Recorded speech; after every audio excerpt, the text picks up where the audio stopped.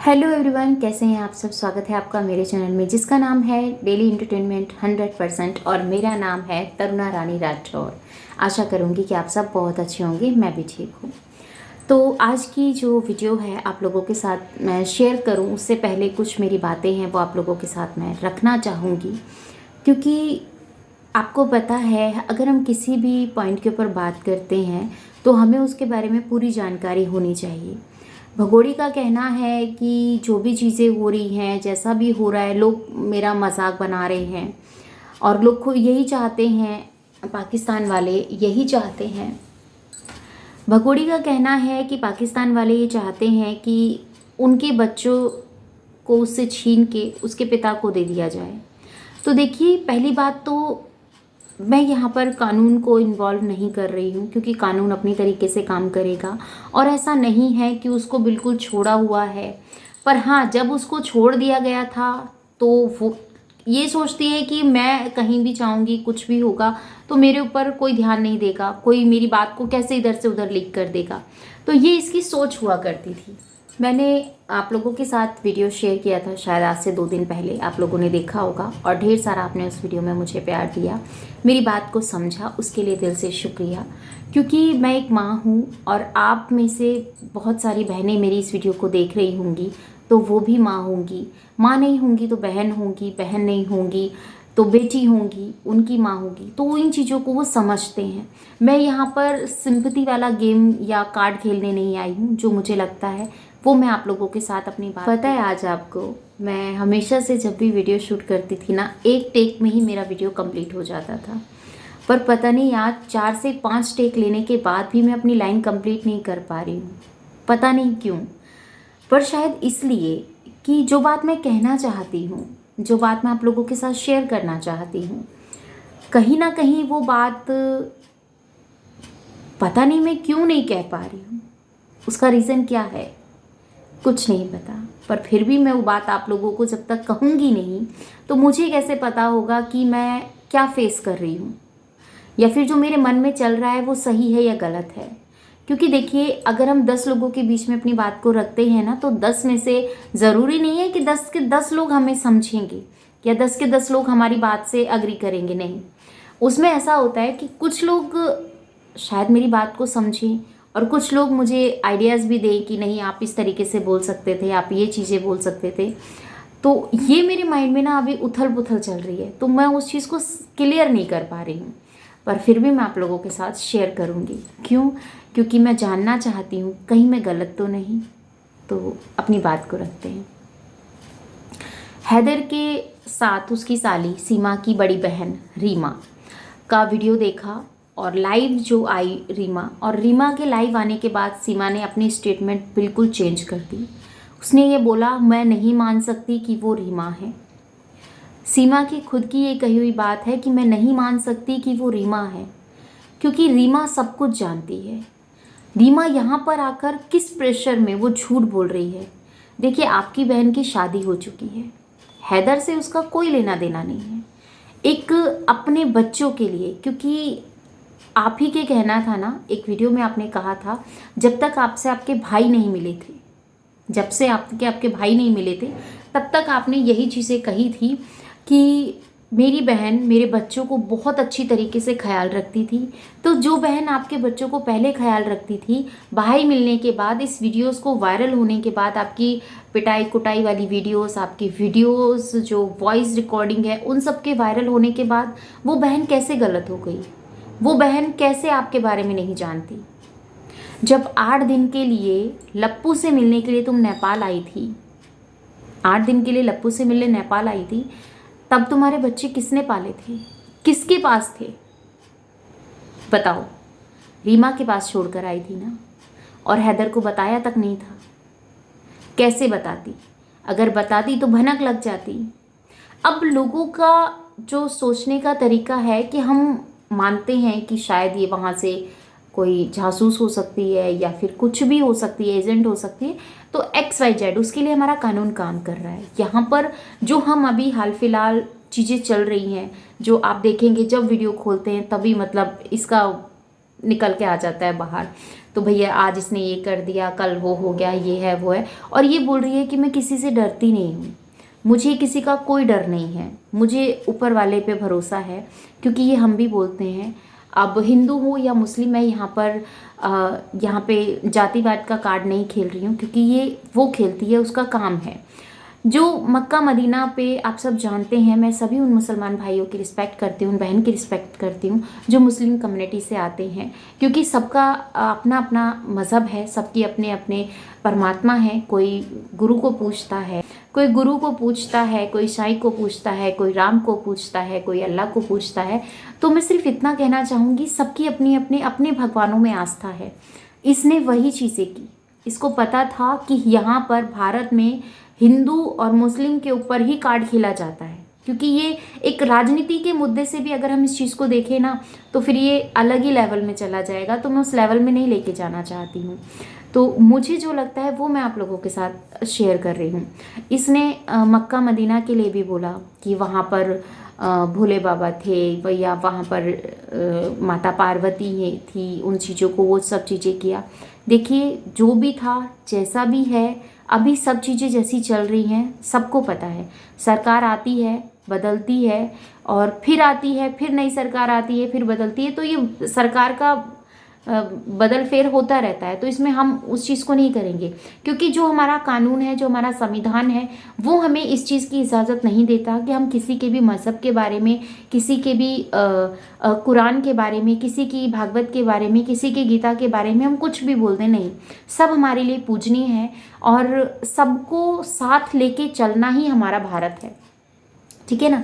यहाँ पर ऐसा नहीं है कि यहाँ पर हिंदुओं की वैल्यू नहीं है, या यहाँ पर मुसलमानों की वैल्यू नहीं है। यहाँ पे जहाँ पे मैं रहती हूँ वहाँ पर बहुत अच्छा भाईचारा है, सब चीज़ें बहुत अच्छी हैं। क्योंकि मुझसे ज़्यादातर पूछने वाला सवाल यही आता है कि आप कहाँ से हो। तो उसके लिए मुझे आप थोड़ा सा टाइम और दीजिए, क्योंकि मैंने आपको कहा था जब मेरे 100 के कंप्लीट हो जाएंगे तब मैं आप लोगों के साथ अपनी मैं कहाँ रहती हूँ, क्या करती हूँ, सब चीज़ें आप लोगों के साथ शेयर करूँगी।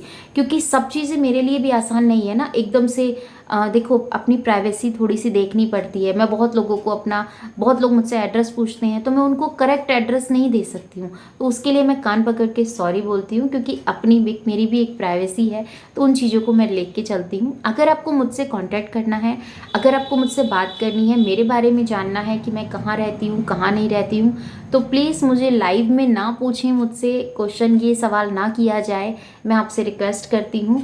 और अगर आपको मुझसे जानना है, मेरे बारे में पूछना है, तो यहाँ पर मैं आप लोगों को अपनी इंस्टाग्राम आईडी का एक पिक्चर लगा दूंगी। उससे आप इजीली मेरे इंस्टा पे जाके मुझसे वहाँ पे डीएम कर सकते हैं, मैसेज कर सकते हैं, पूछ सकते हैं। क्योंकि आपके सवाल लाजमी है पूछना, क्योंकि आप मुझे पसंद करते हैं और मेरे बारे में जानकारी रखना आपका एक फ़र्ज़ है। तो जितना मुझसे हो पाएगा मैं वहाँ पर आपके सभी सवालों के जवाब दूंगी। तो प्लीज़ मैं कहाँ रहती हूँ, कहाँ नहीं रहती हूँ, उससे रिलेट करते हुए मुझसे क्वेश्चन ना पूछे जाएं। और एक छोटी सी रिक्वेस्ट भी मैं आप लोगों से करना चाहूँगी इसी वीडियो में। मेरा एक चैनल है जो कि आप लोगों की बदौलत ही मैं उस चैनल पे अब काम कर रही हूँ। आपने कहा था दी हम आपको इंटरटेनमेंट वीडियोज़ में देखना चाहते हैं, हम चाहते हैं कि आप हमारे साथ व्लॉग वीडियोज़ शेयर करें, ये सब चीज़ें करें। तो अभी मैं व्लॉग वीडियो तो शेयर नहीं कर सकती हूँ अपनी कंडीशन के अकॉर्डिंग, तो पर मैं आप लोगों के लिए इंटरटेनमेंट वीडियोस बेशक मैं शूट कर रही हूँ, ज़्यादा नहीं कर रही हूँ, थोड़ा बहुत मैं जितना मुझसे बन पा रहा है उतना मैं पूरा करने की कोशिश कर रही हूँ। तो ये आप देख सकते हैं, ये मेरा चैनल है, और इस चैनल को आपको सपोर्ट करना है, सब्सक्राइब करना है, शॉर्ट वीडियोज़ को देखना है, शेयर करना है। और आपको क्या लगता है कमेंट करके मुझे ज़रूर बताइएगा कि आपको ये वीडियोस पसंद आ रही हैं, नहीं आ रही हैं। तो प्लीज़ इसी चैनल पे जाके आप मुझे कमेंट करके बताइएगा कि हाँ, आपको दी ये चीज़ें ठीक है, जैसा है तो आप मुझे कमेंट कीजिए। क्योंकि आपके कमेंट के आधार पर ही मैंने इस चैनल को बनाया। तो बहुत पहले था, काम नहीं कर रही थी, पर आपने मुझे इतना मोटिवेट किया, तो बस आपकी बदौलत मैं यहाँ पर अब इसके ऊपर काम कर रही हूँ। तो आपके साथ और सपोर्ट की ज़रूरत है। अब चलते हैं अपनी बात के ऊपर। तो मोमिन मलिक साहब ने अपनी उस बात को रखा, इंसानियत दिखाई।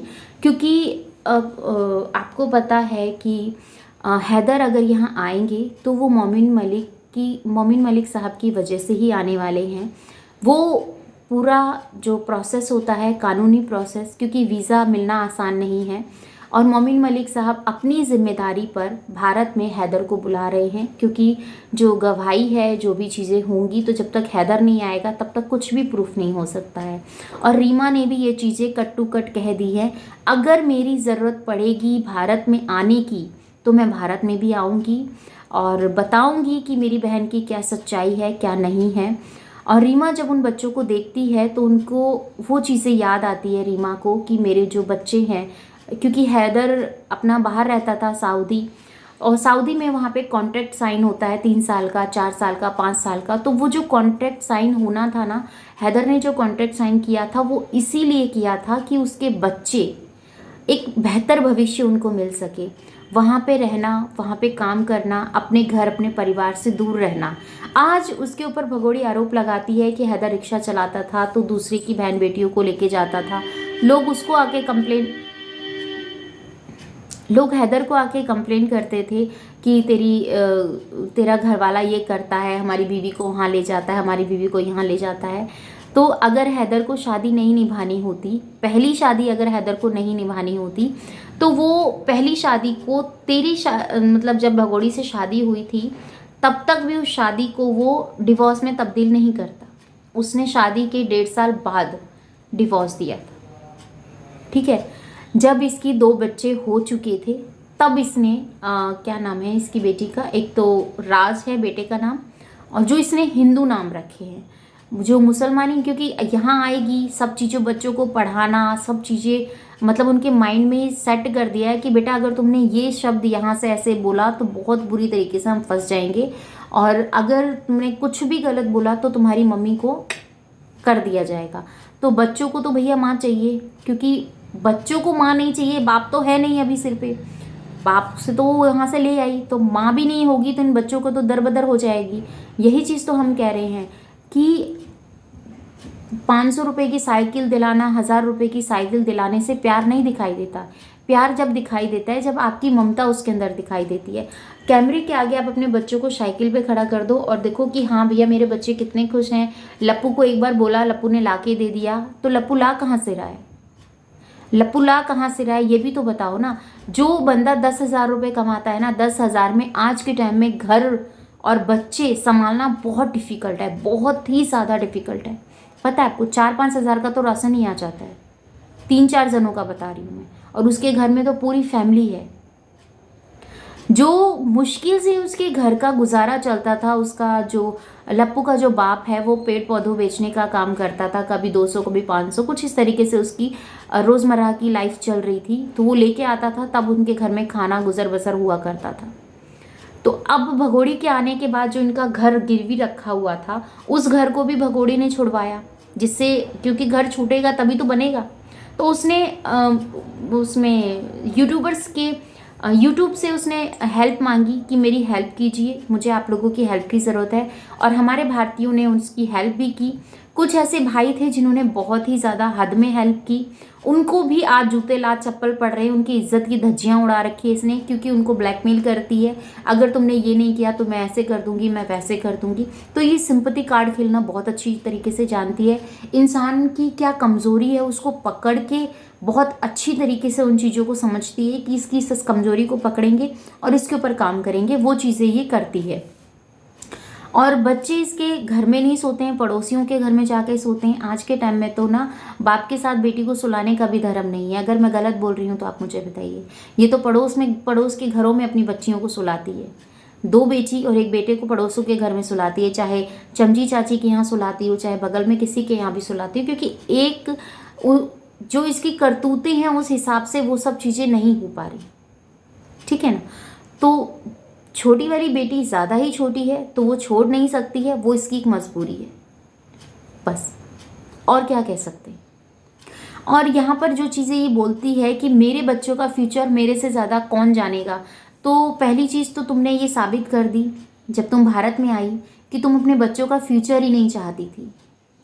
खुदा ना खास्ता कभी कोई ऐसी बात हो जाती, ये तो भगवान का, ऊपर वाले का शुक्र है कि तुम्हारे बच्चे सही सलामत भारत में आ गए। कोई ऐसी गोली, कोई ऐसा बॉर्डर पे कुछ ऐसा हादसा हो जाता तो क्या होता बताओ। हमारा देश हमारा भारत देश जिसको तू बदनाम करने आई है, वो हम कभी नहीं होने देंगे, ठीक है ना, वो हम कभी नहीं होने देंगे। तेरे बच्चों के लिए इसीलिए बोलते हैं कि तेरे बच्चे हमारे भारत देश में हैं।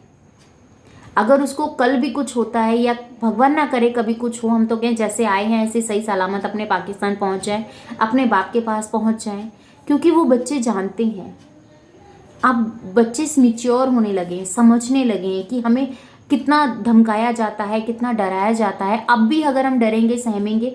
एक वीडियोस इसकी बेटी के सामने आई थी जिसमें उसने कहा था, एक मीडिया बहन ने उससे कम सवाल पूछा था कि बेटा बताओ, जहाँ से आप आए हो कल को आप उस देश के लिए गाली निकालोगे? उसने कहा नहीं, साफ मना कर दिया प्रियंका ने कि नहीं, मैं क्यों बोलूँगी, हम नहीं बोलेंगे। तो बच्चे समझदार हैं, उनको प्रेशराइज किया जाता है, उनको तोते की तरह रटाया जाता है कि बेटा कैमरे के सामने आपको ऐसे बोलना है, ये सब चीज़ें करनी है। तो बच्चे समझते हैं, पर तू क्यों नहीं समझ रही है, ये समझ में नहीं आ रहा। अगर तेरे बच्चे अपने पेरेंट्स के अपने बाप के पास जाना चाहते हैं तो जाने देना। उनकी मौसी उनको बुला रही है, उनका देश उनको बुला रहा है। अगर तुझे लप्पू के साथ रहना है, तूने कहा तुझे लप्पू से प्यार है, तो ठीक है ना, लप्पू मर्द ही है ना, तो लप्पू की औलाद हो जाएगी। हैदर के बच्चे हैदर को सौंप दे, क्यों इतनी टेंशन ले रही है? या फिर तुझे पता है कि लप्पू कुछ नहीं कर सकता और तू कभी मां नहीं बन सकती दोबारा? तो ये ऐसी बातें हैं जो कि मैं नहीं चाहती थी कभी इस तरीके से इन बातों को रखना। इसीलिए मैं बोल रही थी कि मैं बहुत ही ज़्यादा अपने उस चीज़ को समझ रही हूँ, तब जाके मैंने आप लोगों के साथ रखा है।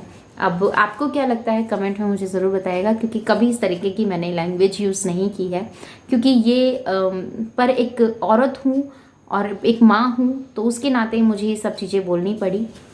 क्योंकि अगर हम किसी डॉक्टर के पास जाते हैं तो डॉक्टर से ये नहीं बोलते हैं कि हमारी बॉडी में कहाँ पर क्योंकि कहते हैं ना, भगवान और डॉक्टर से कभी कुछ नहीं छुपाना चाहिए, जितना छुपाओगे उतना तुम्हारे लिए घातक होगा। तो सेम वही चीज़ें हैं। अगर मैं आपसे अपनी बात रख रही हूँ, अपने व्यूअर्स से अपने सवाल रख रही हूँ, तो उनका जवाब मुझे पता है आपसे ही मिलने वाला है, क्योंकि आप ही मेरे सवालों का जवाब देंगे जैसे मैं आपके सवालों का जवाब देती हूँ। तो ये तो वही बात है ना, कर्मास, अपने अच्छा करोगे अच्छा ही मिलेगा। तो मेरा सिर्फ इतना सा इंटेंशन है जो मैंने आप लोगों के साथ अपनी बात को रखा। क्या लगता है आपको, प्लीज़ मुझे कमेंट में बताइएगा। मिलती हूँ आपसे अपनी नेक्स्ट वीडियो में। अपना और अपनों का ख्याल रखिएगा, दुआ में मुझे याद कीजिएगा। जय श्री कृष्णा, राधे राधे। और चैनल पर नए हैं तो सब्सक्राइब कर लीजिएगा, बेल आइकन ऑल पे क्लिक कर दीजिएगा। इस वीडियो के रिगार्डिंग कोई भी क्वेश्चन हो कमेंट सेक्शन में देना ना भूलिएगा।